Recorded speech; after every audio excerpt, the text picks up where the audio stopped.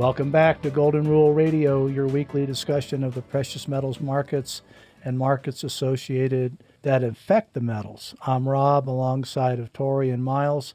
Together we have over 75 years of experience advising and brokering the precious metals. Each week, the three of us provide a technical analysis of the market charts and cover the underlying fundamentals and the news that helps move and predict these markets. So today, Miles, without any further ado, give us a recap and show us some charts, buddy. Yeah, Rob, it sounded there you said the news that infects the metals, not affects the metals. I probably did. I like that better. Oh, man. I'll tell you what, the metals are definitely infecting our clients. Yeah, the metals are infecting the news this week. We'll see how that goes. I can tell you guys it's been a little bit quieter week compared to the last couple we have, although quieter is relative. So starting off with gold up a measly 5% over the last week. It was a little bit higher, but came back a little bit. Guys, I've had years where that's all gold did for the entire year. Yeah. Every it week. happens. Maybe we should just record Miles' voice saying gold's up 5% this week. Then he doesn't have to show up.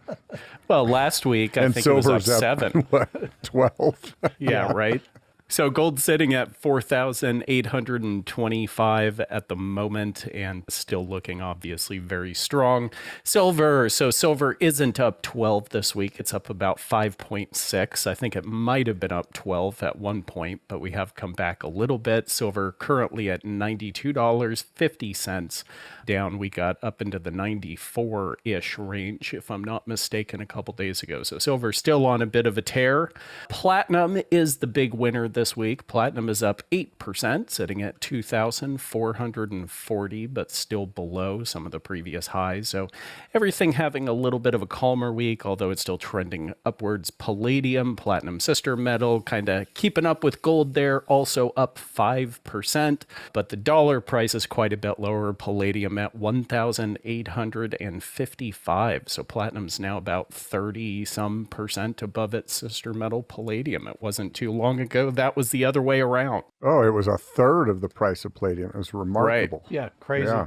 Finishing out with the paper markets, the S&P down 1.5% at the moment. Most of that happened in the last day or so. It was down a little over 2%. And the dollar also down about 0.3%, sitting at 98.8 on the dollar index. I did see silver close yesterday. The highest I saw, I'm pretty sure it closed at $94.95 in the U.S. market yesterday, right before the Asian market opened. So, Miles, you were right. 94 and change is the highest I've seen. So the fact that we're recording at 92.50, this is a down day. At one point, there was a large, obviously, either profit-taking type of event or dumping of ounces, whatever you want to call it.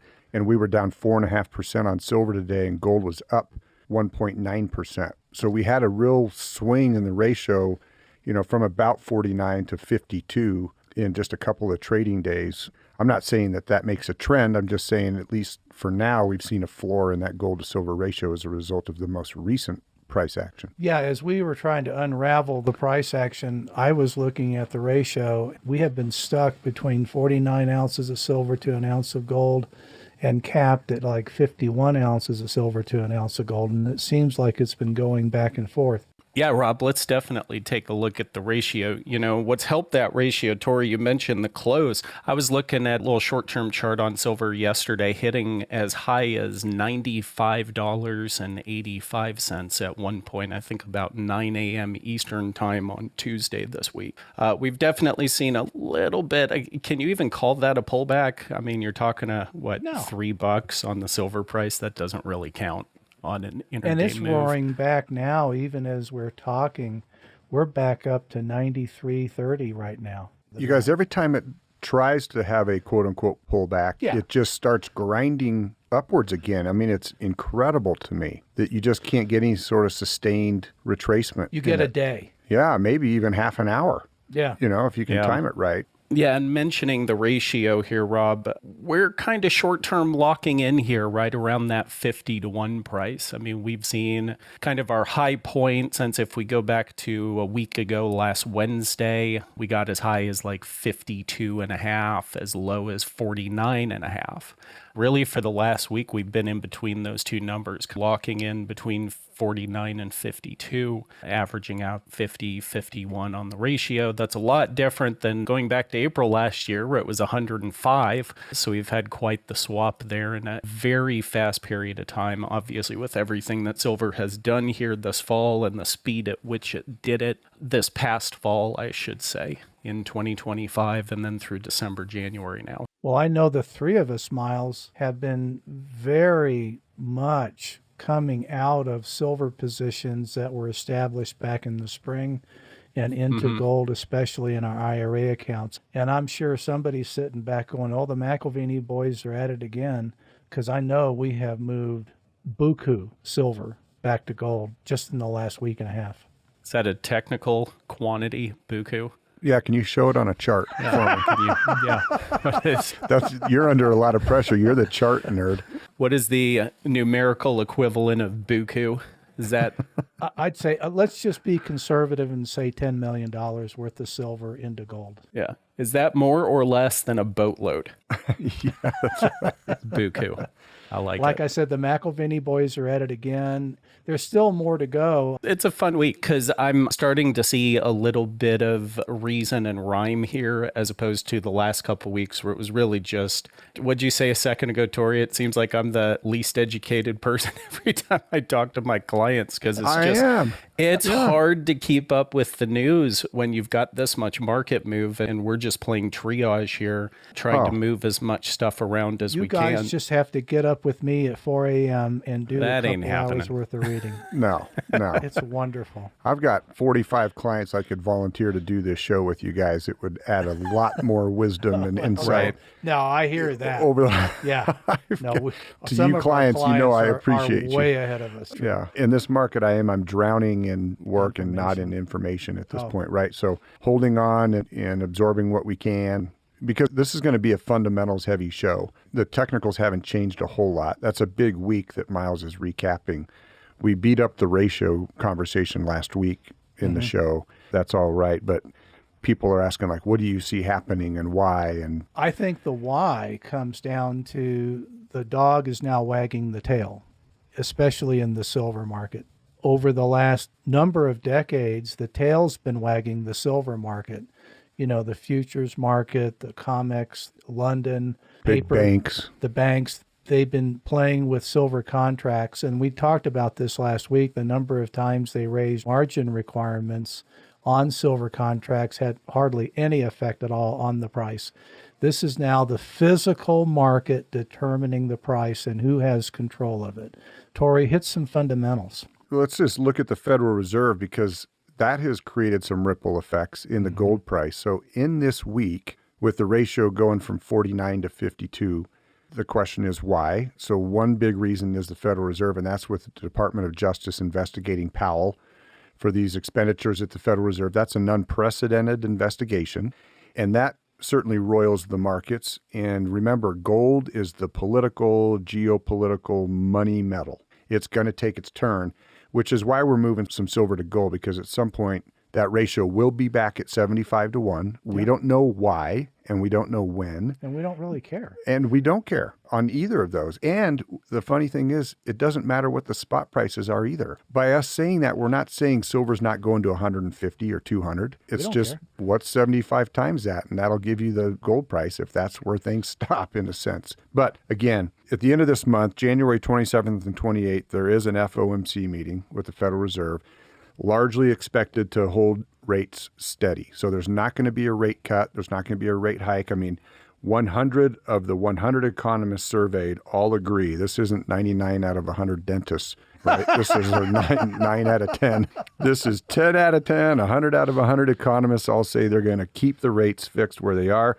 But Trump wants it lower. Now, by the end of 2026, I think we will, because there's going to be a new Fed chair in place in May. And there's a huge vote at the Federal Reserve in March, and there's no February meeting. So you're going to go from January 27th to 28th to this bigger vote in March. You're going to see this transition starting to occur. We're likely going to know who that Fed chair is going to be.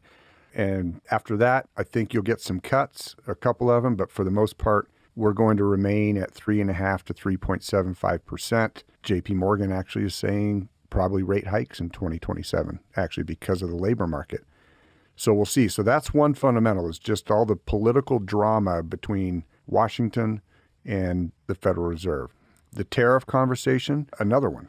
I love Hedgeye Risk Management because they do a lot of deep dive analysis. I mean, they're different. And what they say today is, look, you've got to focus on the odds, the percent chances of things. Okay, so they break down the tariff thing today, and they say there's a 65% chance that the Supreme Court will rule on these tariffs before the end of February. Wow. So we may be 6 weeks away from having clarity. There's a 32% chance that they will rule in favor of Trump, so less than a third. And if you're not at over 50%, well, then the odds are against you. So the Supreme Court is not likely to rule in favor of Trump on the tariffs, but they're also unlikely to force him to pay back the money he already collected. You guys, we see that all the time. Washington can do an executive order. They can pass a law that works itself through the courts. 2 years later, it's found to be unconstitutional or illegal. But guess what? They don't have to pay back anything they collected in that period of time. So likely he has that fallback plan of paying the money back to the people. So you may see a tariff dividend. Well, we may, but we're still at a $1.8 trillion deficit. Well, and the markets aren't going to like it if the tariffs get Kicked back. made. Yes, Or exactly, not right? kicked back, but yeah. Well, technically they will be kicked back, but it'll the be people. declared unconstitutional, and we'll see what ends up happening there. But we're still going underwater with our debt. The debt and deficit spending has not changed since No. Trump took office. Nope. We're And on that's pace to add lost- $2 trillion every year. And that's lost in all the other distractions that are going on. Yes. With that comes the necessary increase in money supply, because they have to make up for that debt. So they have to create the money. So you're pumping more money into the system. That's good for gold, right? Yeah. Over the short term and the long term. Yeah. None of that is going to change. Maybe in the 3 years of his term here remaining, we'll see a little bit more of a tightening of the belt. I don't see it happening, especially if you're trying to buy Greenland, right? So Buy? Who well, said anything yeah, about paying for it? there you go. There's another fundamental, right? So as we get into geopolitics, that's a big one. That's roiled the huge. markets. Here's Davos, started okay. Tuesday. Yeah, whatever. No, the World Economic Forum meeting in Davos, who cares? I get it. But it's all about Trump being a world bully. But you guys, there's some unbelievable things occurring on the world scene right now that are like decades old that are being fixed in a short period of time. When his plane turned around last night, I really thought something's happening with Iran. It's not an electrical problem on Air Force One. Something's happening in Iran, and he's going back to the White House. But I don't know that. I have to put on my custom-made cowboy tinfoil hat, but I don't think it was an electrical problem. Miles has a custom-made baseball tinfoil hat, so you guys are... Yes. Yeah. Well, okay, so let's get into the Hedgeye odds on Iran. They say there is a 12% chance that the internet in Iran will be turned on by Friday. I don't know where they're getting these numbers, but this is all deep polling. There's a 42% chance that Israel will strike Iran by March 31st. However, there's a 51% chance that the U.S. will strike Iran by March 31st, and a 59% chance that it'll happen by June 31st. So now the odds are in favor of doing that. So that now is to be expected. So for you to bring that up is key. Now, Trump is very unpredictable in these types of things, right? Oh, like on Venezuela purpose. caught everybody off guard. Yeah, unpredictable on purpose. Yes, there's a slow build, water boiling, and then suddenly, boom. So we'll see what ends up happening. 26% chance that the Iranian supreme leader will be out by March 31st. That's not high odds, but you know what? It's not zero. The fact we're even talking about that is amazing. So again, you see gold climbing. Silver's got this whipsaw volatility going on with GDP and rates and certainly inflation. in general. PPI comes out tomorrow, so we'll see what happens with the inflation numbers. The expectation is for disinflation, like a continued slowing of the inflation, or it's climbing at a slower pace, but still climbing. We'll see what happens there. And then obviously the Greenland thing, the odds there that Hedgeye has is 19%. They're saying the whole world is trading on this end of the world scenario, and there's only a 19% chance. And so they say stick to the process. Well, we say the same thing. Again, you guys, we don't care what the price is of gold and silver. We care about the ratio. Stick to the process, compound ounces over time, keep a level head, remove the emotions, don't try to guess what's going to happen, and let the odds play out. And the odds are, in my opinion, 98% that the gold-silver ratio will once again be at 75-1 in a matter of who knows when.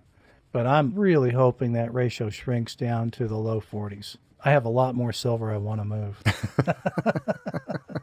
I like silver, but I trust gold. Well, and part of the issue, Rob, I think it was you maybe, you brought up the premiums. Oh, I mean, that's working against you because the premiums in Silver Eagles and junk silver is so low that it kind of deflates the ratio trade balloon a little bit. I think that adds to another one of the fundamental questions I keep getting is that the availability of silver. And I think if there was an actual crunch on the availability of silver, you'd be seeing the premiums up, but we've not. We've seen it before. Yep. No, we saw it back in COVID. We saw it in 2011. Really good point. And there's all this chatter about the U.S. Mint having hiked their Silver Eagle. Well, they did. Well, no, it's true. Like you go to the U.S. Mint, you go to their website, and backdate uncirculated. $169 for a $100-something coin, $102 coin right now. 70% markup. Yeah. And we have 20,000 Silver Eagles. Plus, just waiting to go into pockets. And there's no premium in our market. In fact, between yesterday and today, the Silver Eagle premium dropped 40 basis points, 0.4%. I just noticed that before the recording. Not only are the premiums not climbing, they actually shrunk a little bit in the last 24 hours. But what are the dealers going to do? The dealers that advertise on conservative radio, they're going to send their clients to the U.S. Mint saying, look, the Mint sells them for $169, but you can buy my very valuable uncirculated Silver Eagles for only $150, and they'll get away with it because most people have no idea what things are worth. And we see it all the time in IRA accounts. People put $500,000 in, they log into their account at different trustees, and it's worth $200,000 or $250,000, and they call us going, what happened? I'm like, well, I'll tell you what happened. You worked with the wrong companies. If you'd have given us a call, we would have told you what the prices were. So I sent an email trying to warn people, look, don't get sucked into the Silver Eagle thing. But I think people will. And when that happens, we're going to do like we did a few years ago and roll out of Silver Eagles at a 30 to 50% premium and back into bars. And, another thing that's going on behind the scenes is a true scramble for the physical. We're not trying to discount that. No, it's real. It is real. It's large 1,000-ounce bars that are backing ETFs and futures markets, the contracts, and certainly large sovereign positions. All true. But when it hits Main Street, we'll tell you, because that's another trade. That's a premium swap, which is what you're partly holding out for, is that if we can get 5 to 20% more per ounce for that product, then it's even more gold. With a ratio of silver to gold in the low 40s, talk about buku. There it is. Put that on the chart. I think we'll see it. Yeah, we could. And right now, the U.S. dollar buys buku yen, because... Let's talk with about the Japan. Theme. The carnage in their bond market, which is long overdue, but it's real. And it's now impacting the U.S. bond market, which is another fundamental as to why gold is disproportionately stronger than silver right now. The yields have spiked. This is the U.S. now. The 10-year note yield is broken out to the upside. It's hit 4.29%. That's the highest since August, on its way up, and that happened very, very quickly. The 30-year hit 4.95%. The 2-year hit 3.6%. Miles, those are good charts for the show because you are starting to see this climb, and what that reeks of is instability. That's the king of all markets, is the bond market. And if you start to see those yields really climbing, you're going to start to see gold price following suit. And the poor clients that are in the 60% equity, 40% position with their brokers are going to see their bond portfolios get ugly. That's another black eye for those who hold bonds and another cause for concern. But Japan, our debt to GDP, like the amount of debt we have compared to our annual GDP, is about 121%. It's actually gotten a little better. Japan's is north of 250, right? So they're like the world experiment as far as how far Keynesian economics can go. You know, Miles, you're a huge fan of John Maynard Keynes. Maybe you can. Yeah, big fan. But that really is the petri dish. That's where we're all kind of watching to see what happens. Well, we may be seeing an unwinding here of the Japanese bond market, and that will have global ripple effects. And it can really put some of these countries back in check in terms of what they need to be doing responsibly from a debt and deficit standpoint. Well, in spite of all the geopolitical things that are going on right now, from good sources over at Goldfix, it looks like the monster position that JP Morgan has in silver, the majority of that may be actually dedicated to the Chinese. And I know a lot of the ETF SLV is in leased silver from JP Morgan, probably with Chinese silver. So there's a battle for the physical. JP Morgan is sitting on a stockpile of silver, but if you read what they're telling people, like, we are not manipulating the price. That's not what we are about. We are holding silver for quote unquote clients, and we will hedge the market to maintain stability, period. And you know, I've always thought that. I have to take off my custom tinfoil cowboy hat to say I've never once thought that JP Morgan was trying to manipulate the silver price and ruin the silver bug's day. I always thought there was something more to it, and that's what it looks like.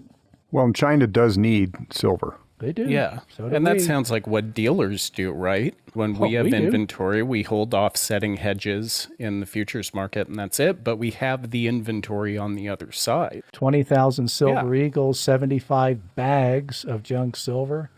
That's just two positions. At any given point. We're hedged. We don't care. Market goes up or down. We stay at par. That's right. So, and that sounds like just prudent holding, but that does sort of change the narrative a little bit, because I do think, joking about your tinfoil hat, I do think there's kind of this burning desire right now, especially within the silver bug, who's feeling very vindicated over the last couple months, to say, okay, what is the underlying dark shadow hand that's moving this market? And it's like, sometimes there just isn't. Sometimes inflation just wears on you for decades, and eventually the pricing catches up with you.